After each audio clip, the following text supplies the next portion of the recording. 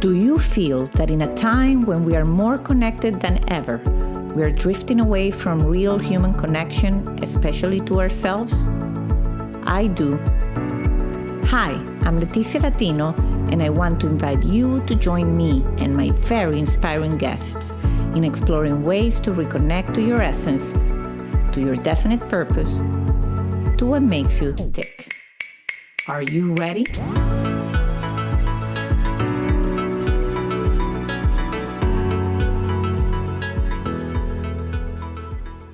Hello, and welcome to a new episode of Back to Basics, Reconnecting to the Essence of You. My guest today is Arlene Cohen Miller. She's a work-life balance and harmony coach who brings a wealth of training and experience to help women and technology professionals compassionately and wholeheartedly lead themselves and create the life they desire, a life that works and feels right to them. Arlene is also a professional certified coach with the International Coaching Federation, an Navy-rated Colorado attorney, and a certified meditation facilitator with a diploma in Transformational Holistic Counseling. Oh, and let me not forget, she's also the CEO of Jewel Consultancy. Hello, Arlene, and welcome to Back to Basics. Hello, and thank you for having me here.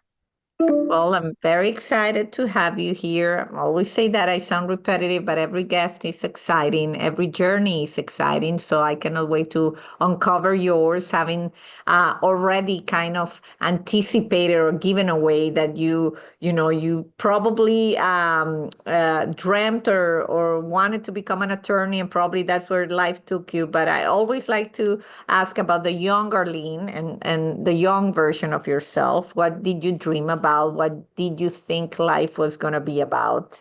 And if you can take us into becoming an attorney. Yeah, I don't know. Well, I didn't know when I was 15, I just got this inspiration that I wanted to become an attorney.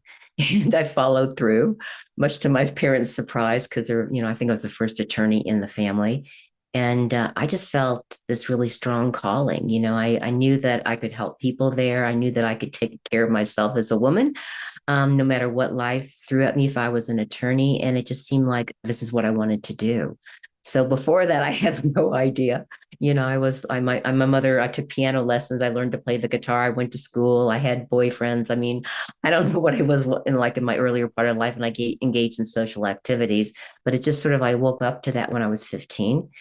And I'm really glad I made that decision. I went to college, I went to law school, and I've had a solo practice as an attorney starting when I was 29 in a suburb of Cleveland, Ohio. And that I sold that business when my son was 9, and we moved across country to Longmont, Colorado, which is about 40 minutes northwest of Denver, and became a partner in a small boutique firm.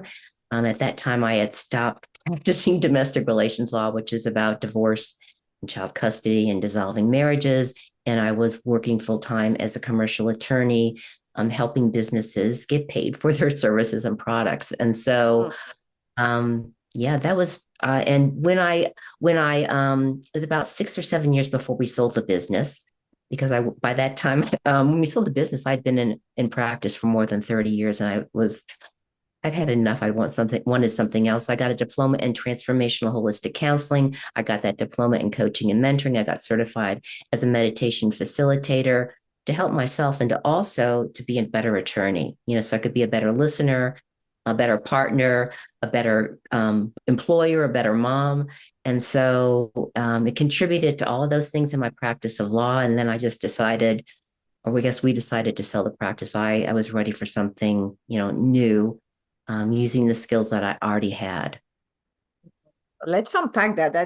I love the fact that you followed a trend into like meditation and all that. And as you shared, that's something you were doing for yourself. Did you ever think that was gonna become something you did full time? And where I'm going with this is that just yesterday I shared with a friend. She's like, well, I'm an empty nester. I don't know what to do. Maybe in 2 years when the little one goes off. And I'm like, why do you have to put it off 2 years? You can start exploring and being curious about things you like today, because you never know what that's going to lead to. And it sounds to me like you got curious about all this other stuff or other world and kind of took you there. So I'm always interested in hearing about that process.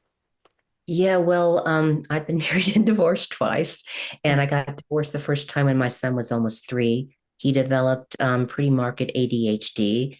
I realized now as an adult, I'm a genetic carrier. I think I have more of the ADD of variety. It's pretty mild, but I do need to take steps to make sure I'm, put things on my calendar and set alarms and be able to handle all the things that life present. And so I went on a journey to help him. And in the process, I started healing myself. And so I learned all sorts of healing modalities. I took him to acupuncture and to all sorts of, alternate healers.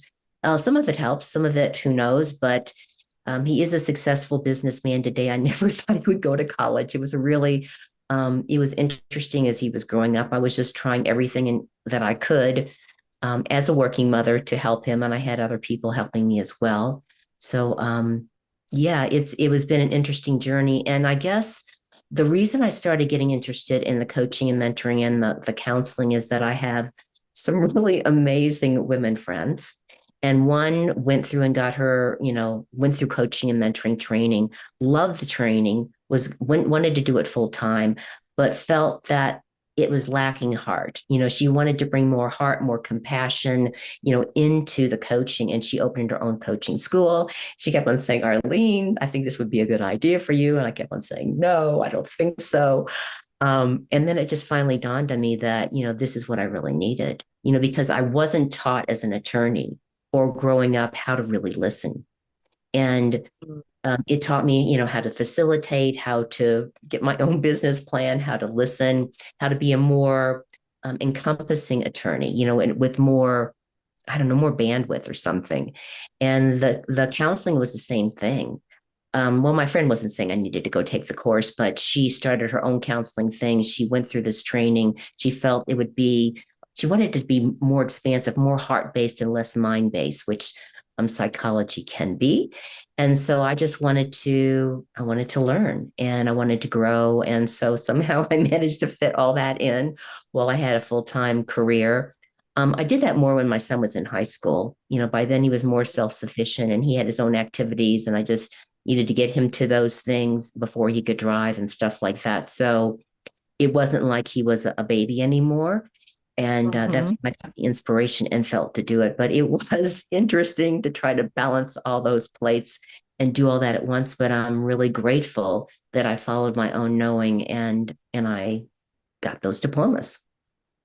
I love that. And do you feel that like the two worlds merge well? One of the things that I really like it when we have guests on the show that they have very successful corporate careers or businesses owners, and then they mix this more like soulful side of their lives into, and they bring it and they merge it so beautifully. Because I think there's kind of a preconception like the two worlds don't I mix each other. know. People are always Do you feel the asking me same? that. How Yeah. can you be an attorney and then have this other side of you? And I'm like, why not? Why do people keep on asking me that question? Because I really feel that it helps to work both sides of the brain. I was a pretty right side brain, growing up, pretty heady. And it's really helping to open my heart and to have both of them more in balance and harmony. It's always a process. I'm not a perfect by any stretch of the Mhm. imagination, but people ask me that all the time. And I'm like, why is this so ingrained in society that you have to be one or the other? That just makes absolutely no sense to me.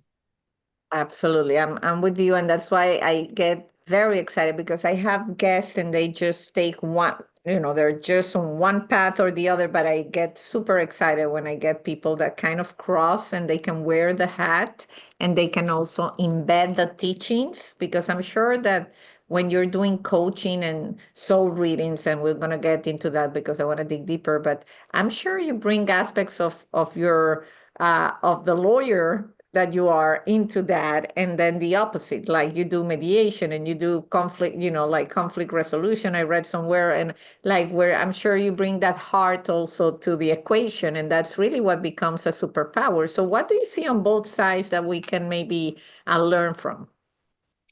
Well, I guess the being an attorney, and knowing all those different skills, it gave me a lot of organizational skills, a lot of skills that help in just making your life run more smoothly. And also, a lot of my clients are professionals. So it's, I might not understand what their profession is all about. I do work with IT professionals, and I will confess that IT is not my thing, but I love to be, to help them because it's one of the most stressed industries there are. So it gives me the confidence and skills to work with all kinds of people because I have had my own business, because I am educated as an attorney. And I believe it crosses all over the place, that everything we learn, every experience we have, all comes together to help us be of service in whatever that we do. And we don't want to discount any of it. Mm. That's powerful right there.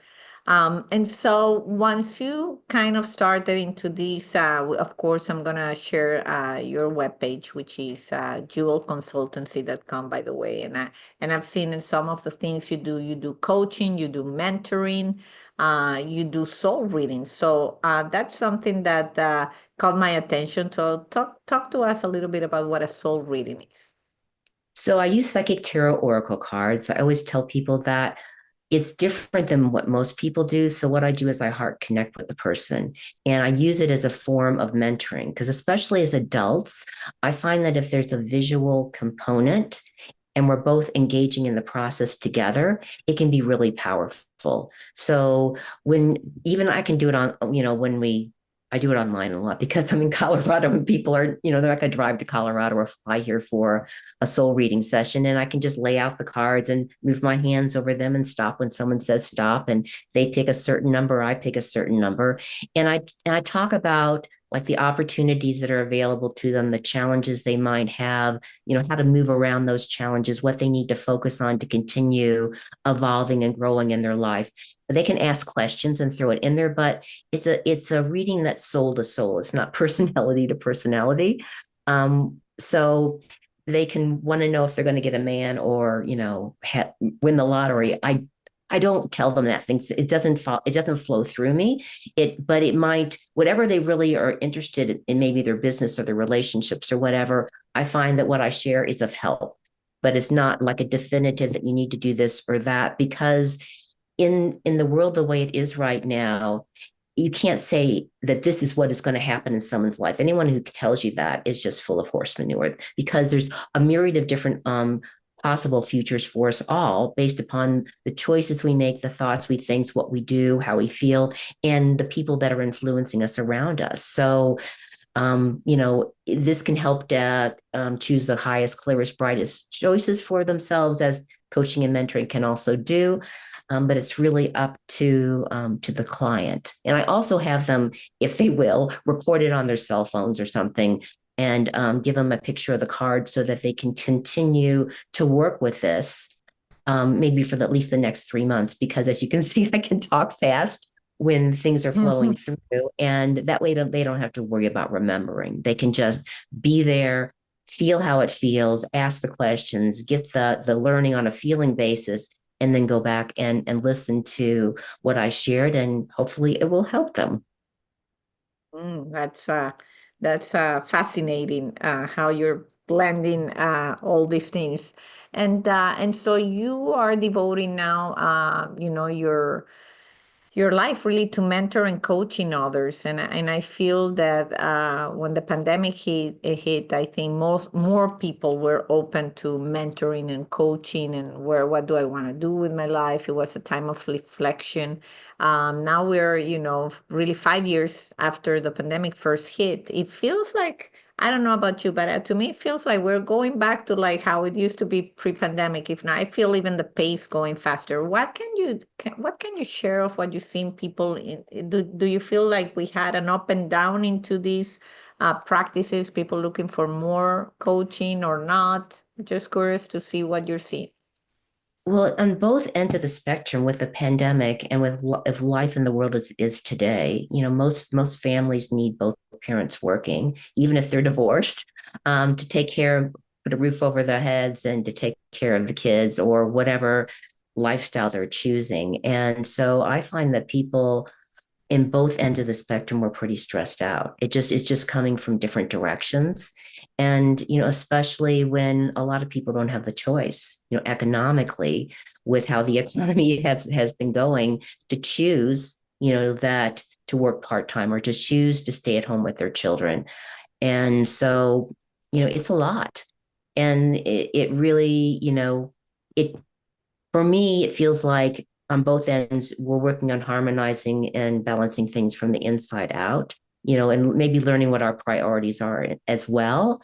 Because if we come from that calm, centered, balanced, grounded place, whatever we have being thrown at us or whatever we have to handle in our lives is going to be a lot easier to do because that's where we're at. If we're all wound up and anxious and overwhelmed and feeling burned out, it's hard to handle anything. So I really feel that we need to work with people from the inside out, and it doesn't come from a head thing; it comes from a more heart thing. But applying different skills to be able to feel better and to be more productive and have a more joyful life. And it seems to apply both ends of the spectrum, the COVID lockdown and now.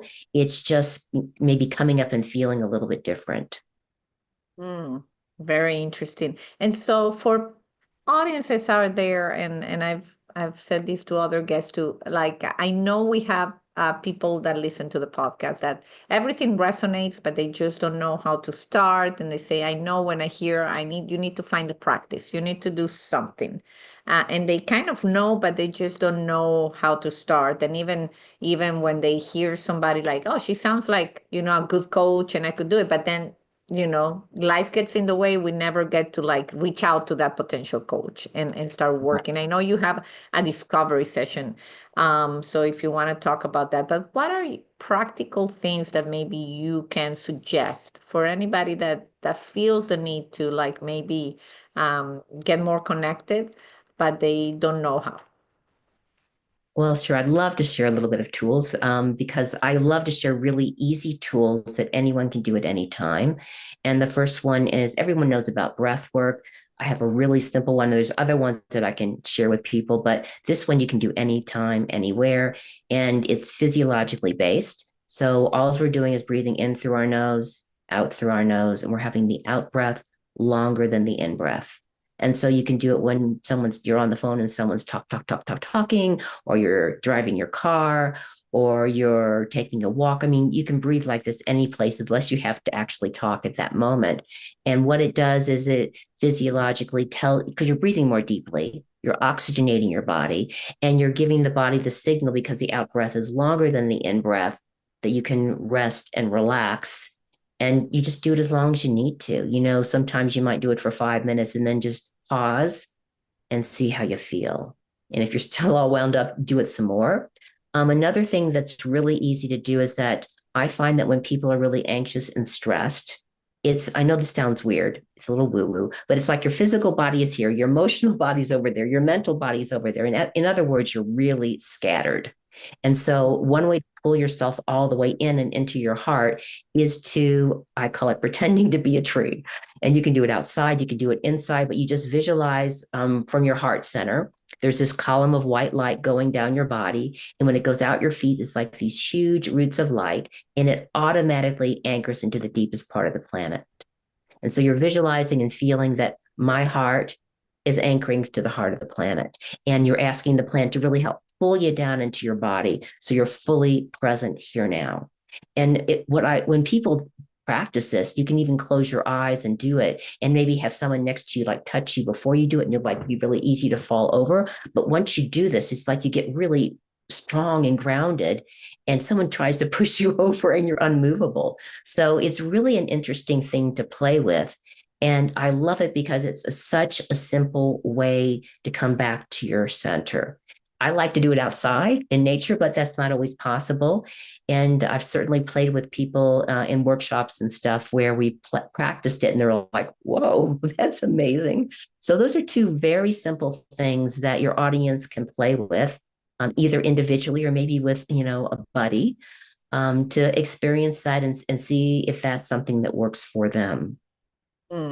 That's I love that. As a mindfulness fan, I know how those grounding exercises really like even taking your shoes off. Like sometimes I'm walking, I'm working, I'm in front of the computer and I'm stressed, and I just take my shoes off under my desk and just to feel the feet in touch with the ground. It just like it gives you a different feeling. I don't know how to explain it, but that all those grounding exercises. And so, Arlene, I also don't wanna, we have an expert in the room, and so you have shared, as a lawyer, and you have dealt with family situations, mediation. Unfortunately, you've been divorced before, and this is something that also gets um, difficult, like the life balance and how to do the family business and the family circumstance. And I share in the podcast before. So for those recurring loyal subscribers, please forgive me. But when I was about to get married, I went to the beauty salon and I was reading a book about divorce. And so my hairdresser almost had a heart attack because it's like you're about to get married and you're reading a book about divorce. And I said, well, I want to know about these things before I get married, not after. I don't want to read a book about divorce after I got divorced, right? And that's helped me like identify things in my own marriage where I see it. I say, they mentioned that in the book. Like, watch out for this circumstance, and so that we don't get into situations that maybe are not ideal. So with the experience you have and all the mediations you have and like trying to negotiate from the heart, any advice for business or for personal in any communication negotiation situation that you can share your wisdom with us? Yeah.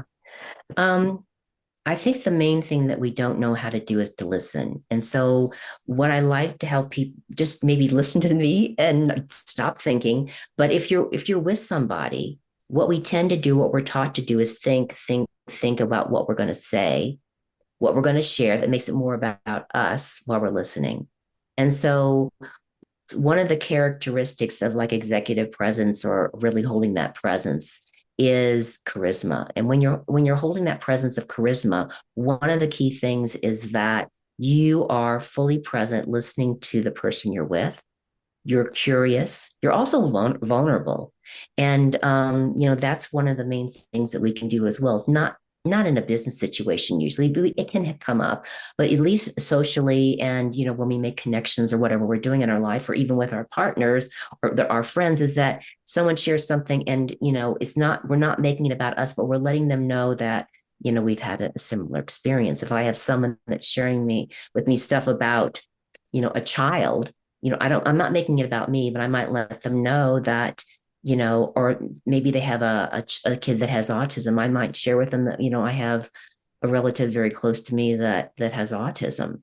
Not to make it about me, not for them, not to switch the focus on me, but just to let them know, hey, I know where you're coming from, or share something about me where I did a really stupid mistake, because that humanizes us for other people. And so those are some of the basic things that we can do, and just practice it, because practice makes permanent, and mistakes are opportunities to learn and grow. If we've always been thinking when someone's sharing, just go, I always tell myself, it's not about me. It's not about me. And it's important to establish that connection, to really listen to someone. And when you're curious and you're growing and you're learning from their experience and whatever they have to share, we're much more likely to evolve and grow if we're just sort of telling everybody about ourselves. And, if it's a business thing, there's always a way to get someone's contact information, and follow up with an email or a text just to let them know what we do. But in that initial contact, they might not remember what you said, but they will remember how it felt to be with you. That's powerful advice. Thanks for that, Arlene. I love that they might remember how they feel around you. I definitely like feel the energy around people, and somewhere I read energy is contagious, and there are people that you just want to be around them because you end up feeling better, feeling at higher frequencies, as some people say, and then there's others that drain you, like you just spend half an hour and it feels like I want to go take a nap. I want to go distract because they just bombard you with their issues. But empathy is also a great character trait to practice. So, Arlene, I always like towards the end of the interview to provide the guests with a chance to share with us anything that maybe we didn't talk about, any projects that is, I mean, you have so much going on, anything that we haven't touched upon that you want to share with the audience?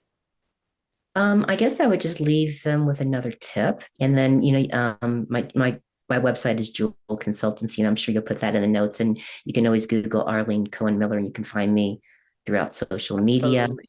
But another thing that you can practice with yourself is like a trinity. It's like a triangle of kindness, patience, and tolerance. And you can ask yourself, am I being kind to myself? Am I being patient with myself? Am I being tolerant with myself? I made mistakes. What's going on? Can I? And the more we work with those qualities and refine them within ourselves, the more that we're going to embody them and model them for others. And of course, we can hold that space in business. We can hold that space personally with the people that we love, but we really need to give that to ourselves first and stop being so hard on ourselves and stop making to-do lists that are a mile long and we can't even finish in a week, much less a day. Very, very good. I made my little triangle here for the record. I always like to take notes of good actionable tips. So I definitely like the triangle wisdom. But that's great. Well, as at the end of every conversation, I love to ask the guest about what makes you tick, and you do soul readings. So I'm pretty sure that you're connected to your own soul, your own voice. Uh, what does that little voice when you have a bad day and you need to just reconnect to who you are? What is it that you do? Is there a practice Yeah, well, or I do have a meditation practice and I do have a daily yoga practice, and I love my yoga community. It's like if you have a big meal, I don't do this anymore, but you'd have like that little sorbet intermezzo. I think I did that when I was younger. It's like my sorbet intermezzo, whether it's in the morning or the afternoon. And, I love the community. I love the people there. There's all kinds of yoga and that helps me. And I live in Colorado, which, you have a panoramic view of the mountains wherever you go. So it's always, we can get outside a lot and really enjoy nature. And that's always, something that I can do. Or just sometimes if I can't leave my computer and I have 5 minutes, I'll listen to some music that I love and that'll help as well. So I would just say to your audience, whatever floats your boat and helps you get out of that little ditch that you dug for yourself, do that for yourself, at least for 5, 10, 15 minutes, take some breaths, and then you can go back and see how you feel. Well, thank you for that. Thanks for sharing what makes you tick. And thank you for being in Back to Basics and sharing your journey, a bit of it anyway. And I encourage everybody to check Arlene's webpage. It will all be on the show notes. And I love how you say, whatever rocks your boat, people. So I hope you like this interview and this guest as much as I did. And thank you, Arlene, for being here. Thank you. You've been listening to Back to Basics. You can follow us on Instagram and Facebook. If you haven't yet, subscribe, rate, and review this podcast on Apple Podcast or any of your favorite streaming platforms. This is the best gift you can give us. Join me next week for another Back to Basics conversation. And if you want to find out about other exciting things I'm working on, visit leticialatino.com. Thank you, and until the next time.